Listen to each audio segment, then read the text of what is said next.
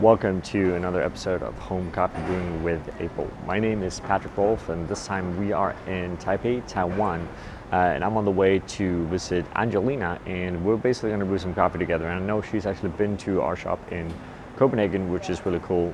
So I'm excited to see how she's going to be brewing. So come with me up and have a look. So we're still in Taipei, and we're on the inside, and we're about to brew some coffee. What are we gonna do today? Like, what are we brewing? What are we brewing with? What's the plan? Of course, April Brewer and with the glass one. Yes, and this is our coffee today. Cool. So that's coffee from Say Coffee, yeah. And that it's would a be washed Gesha from Colombia. Oh, awesome! That's fancy. So Say, for those of you that don't know, it's basically based in Brooklyn, New York, more or less, right? Quite famous for like roasting light in the world of like American roasted coffee, I would say. Do you like tend to mainly brew like light roasted coffee? Yes, I mainly brew lighters. Me too. It just tastes a little bit better, right? Which I think is interesting. You mentioned we had the glass brewer. What's the like main reason for having the glass brewer instead of the other ones? Just a good looking, and I said that I originally want to buy a plastic one, the original one, but it is out of stock. Oh, yeah, fair enough. But I got this one, and it's nice as well. I think it also works really well. Like all the brewers have like slightly different qualities, I would say, both in terms of then how they kind of keep temperature, but also in terms of like how you can place them and shape them, right? And one of the things, I know I showed you before, but let's show you guys as well. Like one of the things I often do with the glass brewer, which a lot of people haven't tried, I don't think you tried it either, right? Yeah, is to actually use it without the base, because the holes in the base actually make sure that you have a certain like circulation pressure. So if you take it off, it's actually gonna brew quite differently. So that's quite interesting. Anyhow, today is about how you brewing it. Yes. So let's see. Like do what you want to do, and then I'll just kind of like watch and ask some questions. Okay. Right? Yeah. So you just go for it. How much coffee are we gonna brew? Like how big is the brew we're gonna? Usually brew like 10 grams, just a very small brew. Oh, interesting. That's actually a really small brew. I never actually tried that myself. Really? Okay, no. Okay. How come? Like, what's the main reason for that? I start to brew like 15, and then I think maybe I can do a less brew, and eventually it converts to like 10. So like 10? Like okay. I think the 10 grams can brew as well as like 12 or 13. Okay. So because I normally I drink just one people to drink on my own. Sure. So I brought it to brought the habit to here. So okay, yeah, because that's like the volume you like to drink. It makes sense. Have you tried like 8 grams or 7 grams or 10 is like the lowest? Yeah, 10 is like the lowest. Okay, cool, awesome. Okay. Let's go for it. Okay, have the water. So we have water. So we see a lot of fellow stuff, right? So you have the fellow generation 1, or is it generation 2? 1. This is generation 1, yeah. And then the fellow kettle, right? I also see you have a Comandante, so you have quite a few different things. Yes. In terms of, Which one is like different? You use Comandante. Yeah. Okay, awesome. We use this for cupping. Okay, yeah. Because it's hand grinds too tired. So you actually, I'm going to show you guys later as well, because they have like quite a No massive collection of different beans from different roasteries. Probably maybe the biggest collection I've seen in my life in someone's apartment, which is kind of cool. So like you guys brew a lot of coffee. Yes, Yeah, which is awesome. Do you want to let us know what we're heating up the water, 97 degrees Celsius, it looks like. Yes, 97. Yeah. Do you always brew like, let's say, slightly higher temperature? Yes, I brew like 95 to 100 degree. Never below 95? Before I use fellow, I think the temperatures are all below 95 because I use another kettle, and it cannot control the temperature. It just brew to boil and Sure. yeah. And then you kind of go from there. But you basically prefer like a higher temperature brew, Yes. right? Yeah. And then the water, I see you have like a water filter Tap standard. water and Okay, so we do this as like Brita filter. very water, so- tap. The thing here in Taipei, the water actually is really good and kind of basic, so you don't really need to do much with it, right? Which is kind of cool. So it becomes really good, really easy, right? Yeah. Awesome.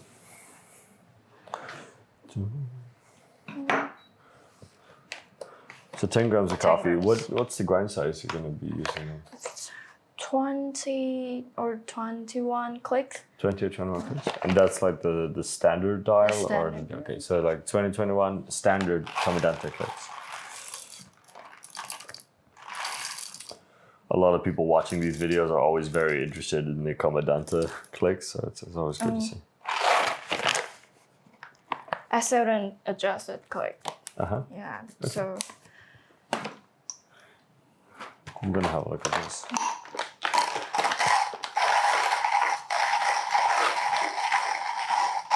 Super cool, actually. So just to confirm, we were at 2021 clicks, right? yeah. Yeah, that's awesome. Is this one thing we haven't talked about actually is the roast date of the coffee. Do we know when it was roasted? Oh, here. The roasted 619. What does that mean? So actually the 19th of June, is that correct? I don't think No, so. I think that sounds it's old. June 19th this year. Ah, okay. Yeah, sure. Awesome. So they're definitely like a well-roasted coffee. Yeah, for sure. Do you usually roast your coffee kind of very long, or is that different? With Do you usually let the coffee rest like longer after roast before you brew? it depends how it tastes. Yeah. Okay. Maybe we think it needs more development. We will let it sit for a while. Then Okay. brew. Yeah. Yeah. Do you ever like try freezing coffee? Yes, we have a freezer. Of course you do. Of course we do. Because that's a very normal thing. There's actually a lot of people that do that these days. Like, I don't do it myself, but I think it's always quite interesting when people do it. Do you find there's like, do you find that quality stays consistent with like frozen coffee? I think it's not bad. Yeah. Okay. But do you prefer like not frozen coffee over frozen coffee, or do you feel it doesn't make so much difference? Since we have a lot of coffee, and I think those style concept So, as Sure. well. okay. So usually like freezing coffee can be great to do if you like you guys have a very large amount of coffees at home. And you kind of want to make sure that they don't go bad and you can use all of them, right? Yeah. Awesome. So we're basically ready to go. Again, we did do this one time before, but we had some technical difficulties, so we have to actually do it again. So rinsing the paper filter. Yes. We mentioned that as well, but it's like for you, it's more about getting the paper to sit in place properly. Yes. Yeah. And then you always rinse with like hot water, or you try tap water or cold water. Oh, normally I would rinse with kettle, but if I have like some home brewer like Kono, I will use tap water. Tap water. I think it works better. Okay. Because of the shape, I guess, of the shape. brewer. Yeah. Oh, I need to add some water. Yeah, go for it. Okay. So one of the things we're testing here as well, actually, is that so previously you've been using the Kalita paper filter for a long time, right? Because the April paper filter wasn't available here pretty much, right? But then you visited us at the pop-up pretty much, right? Yes. Which is very kind of you. And then got the April paper filter. So we're kind of excited to see how it comes out now with the April paper filters as well. Okay. Do you have, because you have so many different brewers at home, do you also try like a lot of different paper filters? No. No. Yeah. You see that the Oreo one, we also use the wave filter Yeah, sure. and to tap like flat. Yeah, okay. Use this. Yeah. This paper filter is one of those things that really makes a big difference on your brew. So it's always fun to like try a lot of different brands because they're all gonna have slightly different kind of quality to them, which is kind of cool to try.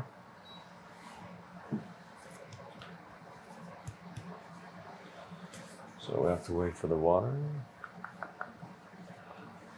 Do you like, after you ground it, for example, like if you smell the grounded coffee, do you use that as an indicator of, let's say, how you want to brew the coffee in any shape or form? Yeah?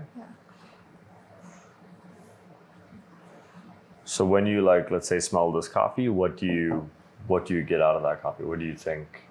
I think just for those coffee doesn't smells like if I didn't smell anything, I would try to like higher the temperature or make it extract more. Okay, interesting. So basically, if there's a low intensity aroma, you would go in and you would try to have a higher temperature. Yes. Maybe do more agitation. I don't know. Like, there's a lot of ways you can do to kind of try to extract more as well. That's really cool. I haven't actually tried that. So 10 grams of coffee. Smallest brew I have ever seen here in these series, but also I have never actually used less than, I think 11 grams is the lowest I've gone with April Brewer. So I've never actually gone 10. But now we're trying it. And you have a really interesting little tool here as well, which I haven't really seen. Like this is something that you probably have seen in espresso. Like there's a lot of people that use a similar tool. And that's kind of to get all the clumps away. If you have clumps in your grind for some reason. And then here you're using it actually on the filter bed to kind of distribute it more evenly. Yeah. Okay, awesome. What do you think is like the biggest difference using this versus not using? No, I didn't taste like really quite different, but I think I would think it's more even, and it has the best. It's ready to extract. Okay, awesome. That's really cool. Let's try it. Okay, it's ready.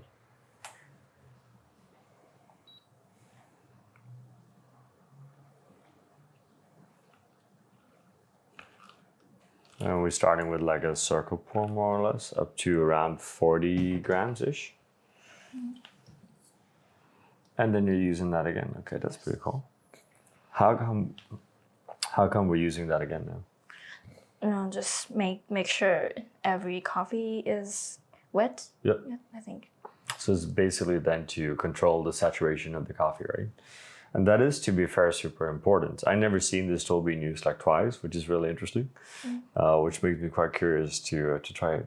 Oh, you should try. I will try. And then you let this sit for roughly Around how long? 1 minute or less. Yeah. And is that something you change depending on the coffee you're brewing? Of course. Okay.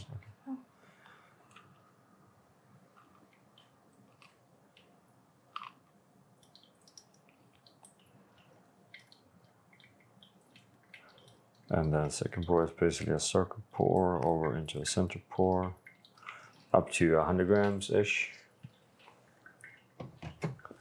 So I assume we're looking at like a 3-pour brew, more or less. 3-pour, Yeah, and we have one less. And what is the kind of the main indication here? Like when will you start that last pour? What are you looking at? Are you looking at time, or are you looking at, let's say, the coffee bed, or?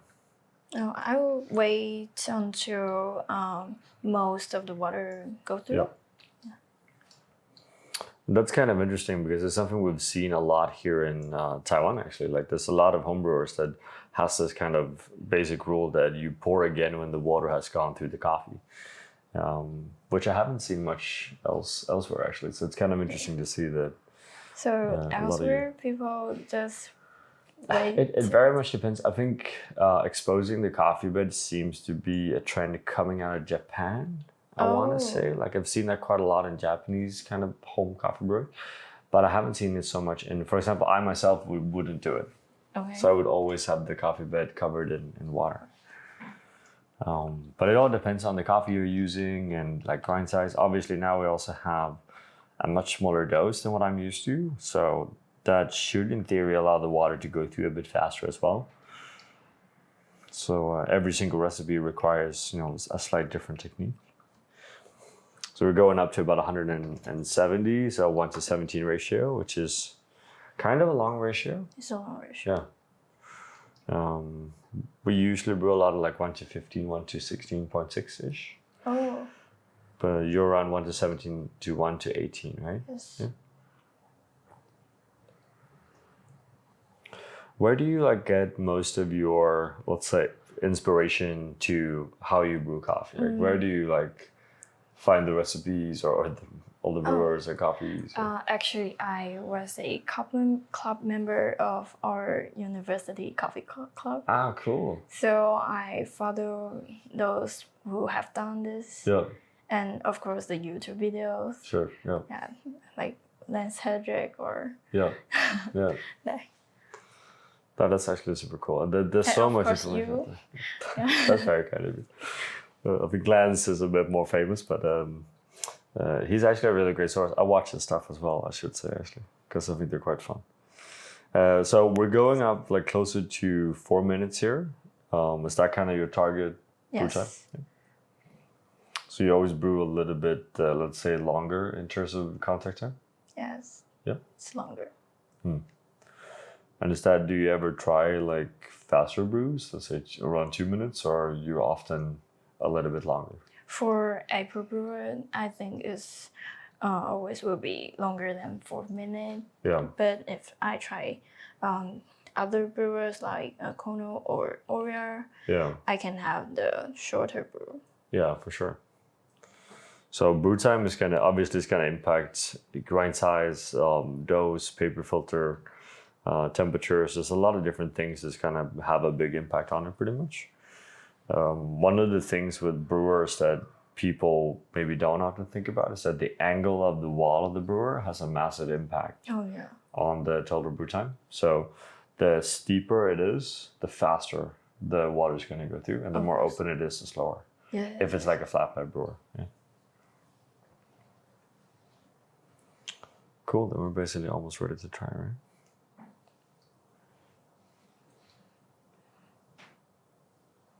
So that was actually quite a lot longer than the previous brew as well, right?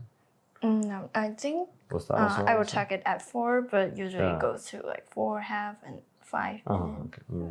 So But you always let all the water go through. If I have time. If you have time. Okay. If I am in a rush in the morning, I will just.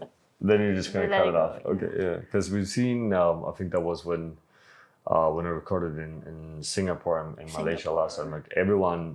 No one ever let the water go through. Oh. They would always just remove the brewer, pretty much. Yeah. And I think as a general rule, at least when I brew, I always let the water go through. Okay. Because it's very hard to calculate the extractions otherwise. You don't really know what you're working with. I understand. Okay. Cool, let's try it. Huh? Let's see again. I'm gonna remind myself what the flavor notes were. Intoxicating florals, which is an interesting description actually, which is cool. Ripe peach and dark berries, so a little bit stone fruity. Do you often find that flavor descriptors from roasteries are accurate in terms of what you're experiencing when you brew the coffee? I think it depends on which roaster. Okay, yeah. Sure. Fair enough. Cool, let's try that. Okay.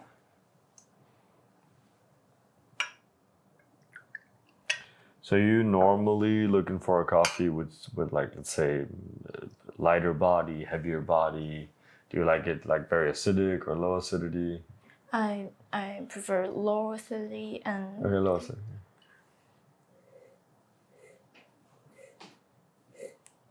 With higher body, I think. Higher body. Because I think the higher body often come with more sweetness.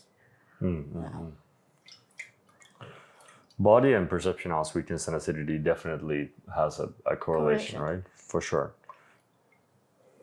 I think this actually smells very floral, which I like. Yes, I like it really floral. actually smells floral. quite stone fruity as well. I'm not sure about dark berries. Like for me, this is it's more like yellow orange. Yellow orange. Than like red blue. I think this, if you want to like put a color on it. So I kind of get everything, but don't really get the dark berry things. I guess a dark berry could be a red berry as well, but.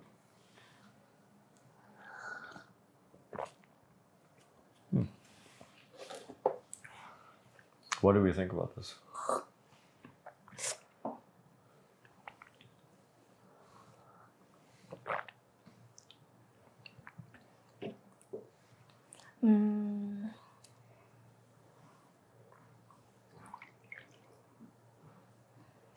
I think it's not that sweet. Okay, as you I would like it a usually, bit sweeter. Yeah, a bit sweeter.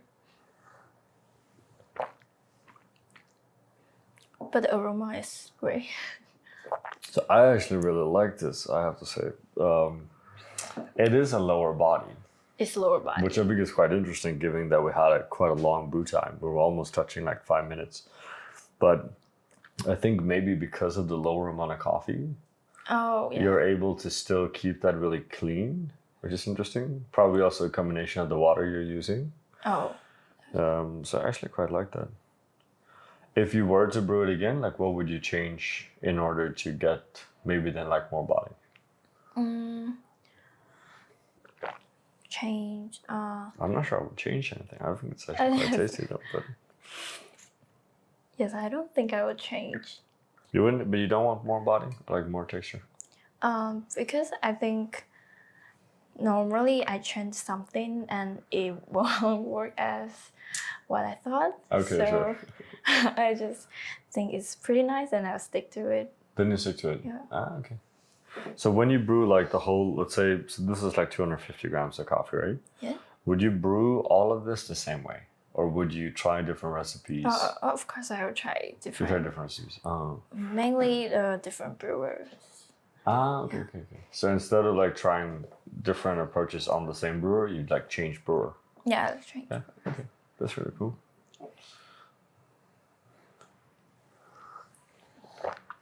I think this is actually really tasty, which is kind of cool. I mean, good green coffee, well roasted by Say as well. You have to give them credit, and then like well brewed by you, and then it all makes sense, right?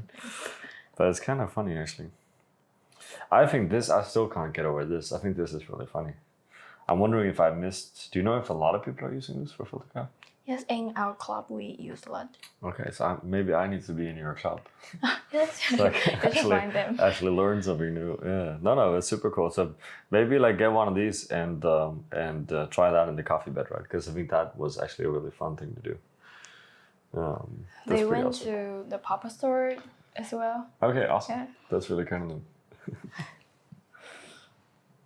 Cool. So we're gonna probably finish this coffee because it tastes really good. And while we do that, I just want to thank you guys as always for tuning in and watching.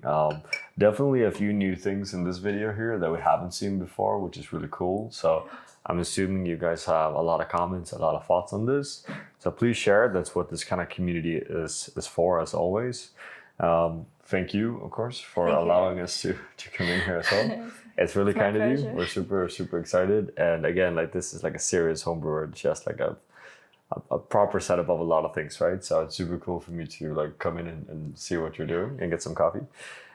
As always, subscribe, like, share. Patreon again is kind of where the more in-depth things are happening. If you want to ask a lot of questions, want to be part of kind of a bigger conversation.